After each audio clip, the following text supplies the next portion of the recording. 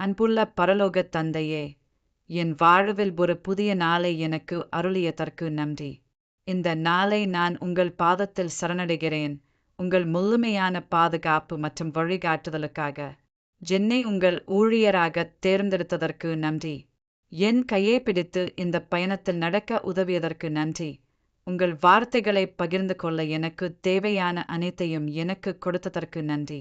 உங்கள் வார்த்தைகள் பகிரப்பட்டும், பார்வையற்றவர்களின் கண்களை திறக்கட்டும், சிறைப்பிடிக்கப்பட்டவர்களை பாவ வாழ்க்கையிலிருந்து விடுவிக்கட்டும், இருளிலிருந்து விடுவிக்கட்டும்.